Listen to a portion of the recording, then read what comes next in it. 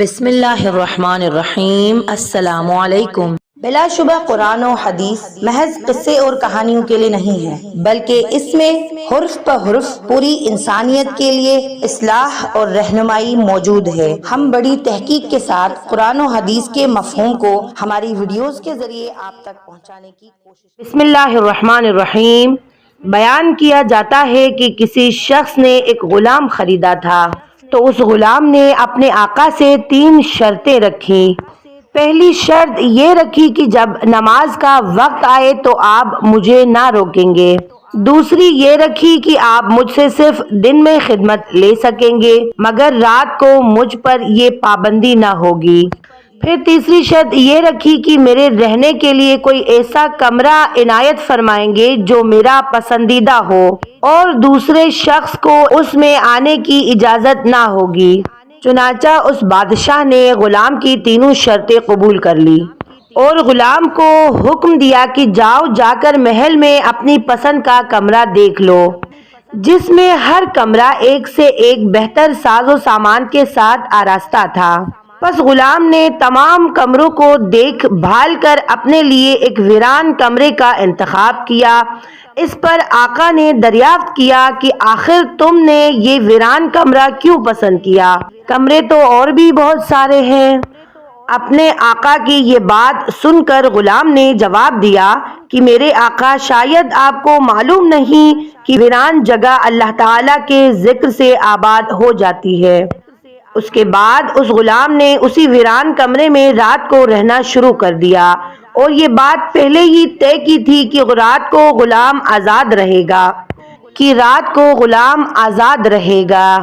جب غلام کو اپنے پسندیدہ آزاد کمرے میں رہتے ہوئے کچھ عرصہ گزر گیا تو اس کے آقا نے ایک دن رات کو بزم احباب منعقد کی اور نصف شب کے بعد جب دوست احباب رخصت ہو گئے تو وہ بادشاہ چہل قدمی کرتا ہوا غلام کے کمرے کی جانب جا نکلا۔ کیا دیکھتا ہے کہ ایک نورانی سایہ اوپر سے آ کر کمرے کی خالی چھت کو گھیر رکھا ہے اور غلام سجدے میں پڑا ہوا ہے، اپنے رب سے دعا و مناجات میں مصروف ہے کہ اے میرے پروردگار، دن کو تو نے میرے آقا کی خدمت میرے ذمہ واجب کر دی۔ اگر یہ خدمت میرے ذمہ نہ ہوتی تو میں رات دن تیری عبادت میں مشغول رہتا، لہٰذا تو میرا یہ عذر قبول فرما لے۔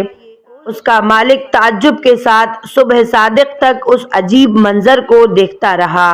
چنانچہ صبح ہوتے ہی وہ نورانی سایہ آسمان پر چلی گئی اور چھت بند ہو گئی۔ مالک نے اپنی بیوی سے اس کا تذکرہ کیا اور دوسرے روز وہ مالک اور اس کی بیوی دونوں اس منظر کو دیکھنے گئے تو اس شب میں بھی بالکل وہی منظر دیکھا جو پہلی شب میں مالک دیکھ چکا تھا۔ صبح ان دونوں نے غلام کو بلا کر کہا تو اللہ کے واسطے آزاد ہے تاکہ اپنی خواہش کے مطابق رات دن اللہ تعالیٰ کی عبادت میں مشغول رہ سکے، جس سے تو معذرت کرتا رہتا ہے۔ اسی کے ساتھ اس کے مالک اور اس کی بیوی نے غلام سے اس کی ان کرامتوں کا ذکر کیا جو رات کو وہ دونوں دیکھ چکے تھے۔ بس اب کیا تھا، جب غلام کو معلوم ہوا کہ ان پر اس کا پردہ فاش ہو چکا ہے تو اس نے اسی وقت دربار الہی میں ہاتھ اٹھا کر دعا کی، اے میرے پروردگار، میں نے تجھ سے دعا کی تھی کہ میرا راز کسی پر نہ کھولے، مگر اب جبکہ میرا بھید دوسروں پر ظاہر ہو گیا ہے جس کو میں مخفی رکھنا چاہتا تھا، تو مجھ کو اپنے پاس بلا لے۔ چنانچہ اسی وقت اس کی روح پرواز کر گئی اور وہ اپنے خالق حقیقی سے جا ملا۔ محترم سامعین، اس واقعے سے ہمیں یہ سبق ملتا ہے کہ جو اللہ کا ہو جاتا ہے اللہ اس کا ہو جاتا ہے۔ دیکھیے اس عالم فنا فی اللہ کی دعا کس طرح ہاتھوں ہاتھ درجہ قبولیت کو پہنچ گئی۔ محترم سامعین، یہ تھی ہماری آج کی ویڈیو۔ آخر میں دعا کرتی ہوں کہ اللہ تعالی ہمیں بھی اس واقعے سے سبق حاصل کرنے کی توفیق عطا فرمائے اور ہم سب کو رب تعالی کی خوشنودی حاصل کرنے کی توفیق عطا فرمائے، آمین۔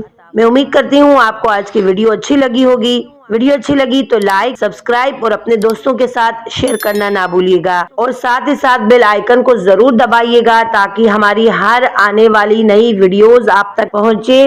ملتے ہیں ایک نئی ویڈیو کے ساتھ، تب تک آپ اپنا خیال رکھیے گا۔ فی امان اللہ، اللہ حافظ۔